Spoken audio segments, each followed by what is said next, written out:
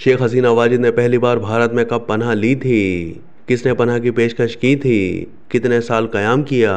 बांग्लादेश में पुरतशद्दुद मुजाहरों के बाद वज़ीर आज़म शेख हसीना वाजिद इस्तीफ़ा देकर भारत फ़रार हो गईं, जहां उन्होंने आर्जी तौर पर पनाह ले ली है। लेकिन यह पहली बार नहीं है कि शेख हसीना वाजिद ने भारत में पनाह ली हो, बल्कि आज से लगभग 50 साल पहले भी भारत उन्हें पनाह दे चुका है। ये बात है 15 अगस्त 1975 की, जब बांग्लादेश के क़याम को महज 4 साल गुजरने के बाद बानी बांग्लादेश और शेख हसीना वाजिद के वालिद शेख मुजीबुर रहमान को एक फ़ौजी बगावत के नतीजे में ख़ानदान के 18 अफराद समेत कत्ल कर दिया गया था। इस अलमनाक वाक़ये ने पूरे बांग्लादेश को झंझोड़ कर रख दिया था, जिसने मुल्क में सियासी बहरान को जन्म दिया। उस वक्त शेख हसीना अपने शौहर M.A. वाजिद मियाँ के साथ मगरबी जर्मनी में थीं।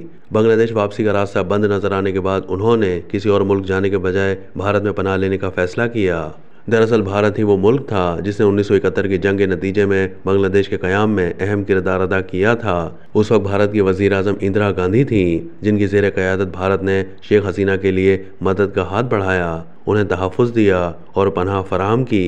शेख हसीना ने 2022 में दिए गए एक इंटरव्यू में अपने वालिद शेख मुजीबुर रहमान के कत्ल के बाद के लम्हात का तज़किरा करते हुए बताया कि इंदिरा गांधी ने फौरी तौर पर पैगाम भेजा कि वो हमें सिक्योरिटी और पनाह देना चाहती हैं, जिसके बाद हमने दिल्ली आने का फ़ैसला किया, क्योंकि हमारा ख्याल था कि हमारे लिए दिल्ली से अपने वतन बांग्लादेश वापसी का रास्ता आसान हो जाएगा और फिर हम ये जान सकेंगे कि ख़ानदान के कितने अफराद अभी तक ज़िंदा हैं।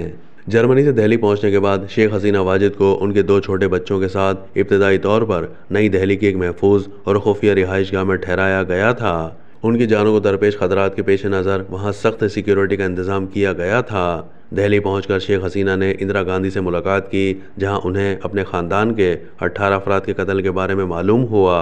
शेख हसीना ने बताया कि इंदिरा गांधी ने हमारे लिए तमाम इंतजामात किए थे, मेरे शौहर के लिए नौकरी का इंतज़ाम किया और पिंडारा रोड वाली रिहाइशगाह भी उन्हें दी। भारत में क़याम के दौरान शेख हसीना वाजिद ने कांग्रेस लीडर प्रणब मुखर्जी और गांधी ख़ानदान समेत कई भारतीय रहनुमाओं के साथ करीबी ताल्लुकात इस्तवार किए। भारत में क़याम से न सिर्फ उन्हें तहफ़्फ़ुज़ मिला, बल्कि ऐसे रवाबित व ताल्लुकात कायम करने का भी मौका मिला जिन्होंने बाद में उनके सियासी कैरियर में अहम किरदार अदा किया।